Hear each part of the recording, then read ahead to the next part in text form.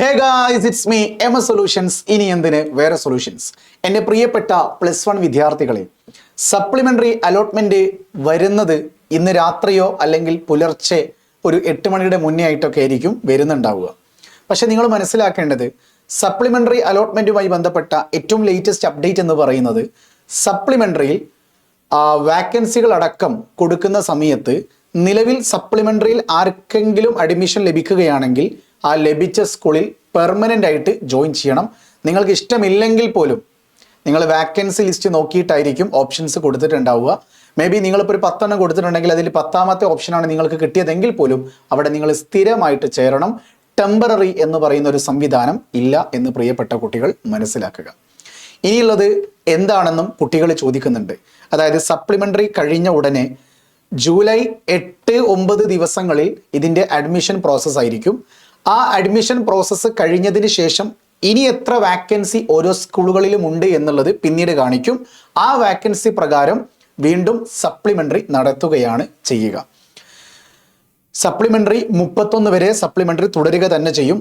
31-ാം തീയതിയുടെ ഉള്ളിലായിട്ട് വാക്കൻസികളെല്ലാം തന്നെ പൂർണ്ണമായും കഴിഞ്ഞതിന് ശേഷം പിന്നീടുള്ള വാക്കൻസികളും അതോടൊപ്പം തന്നെ കുട്ടികൾക്ക് ആവശ്യമെങ്കിൽ ട്രാൻസ്ഫറും നടത്തുന്നതായിരിക്കും എന്നാണ് സർക്കുലർ പ്രകാരം പറയുന്നത്. ഓക്കെ, ശരിക്ക് ട്രാൻസ്ഫർ നടത്തേണ്ടത് സപ്ലിമെൻ്ററിയുടെ മുന്നേ ആയിരുന്നു.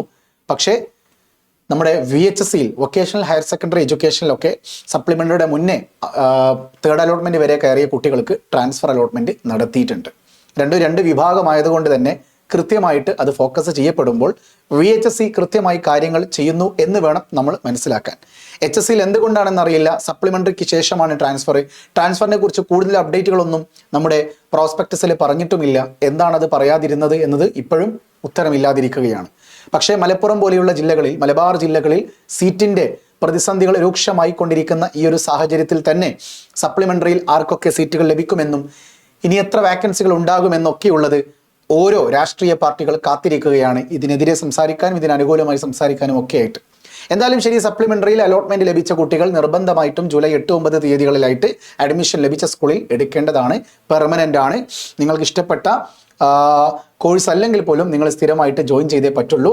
നിങ്ങൾ ചേരുന്ന സമയത്താണ് നിങ്ങൾക്ക് ലഭിക്കുന്ന ലാംഗ്വേജുകൾ, ആ സ്കൂളിൽ നിലവിൽ ഏതാണോ ലാംഗ്വേജ് ഒഴിവുള്ളത് അതിലേക്കായിരിക്കും. നിങ്ങൾക്ക് ഇഷ്ടപ്പെട്ട ഒരു ലാംഗ്വേജും ഇവിടെ കിട്ടാതെ പോയേക്കാം.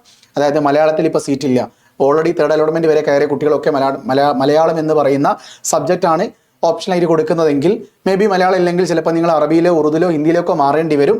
അതൊക്കെ ഓരോ സ്കൂളിനെ ആശ്രയിച്ചിരിക്കുന്നു എന്ന് പ്രിയപ്പെട്ട കുട്ടികൾ മനസ്സിലാക്കുക കേട്ടോ. വീണ്ടും കൂടുതൽ അപ്ഡേറ്റുകളുമായി നിങ്ങളുടെ മുമ്പിലേക്ക് വരുന്നത് വരെ ഇറ്റ്സ് മീ എമ സൊല്യൂഷൻസ്. ഇനി എന്തിന് വേറെ സൊല്യൂഷൻസ്. ബൈ.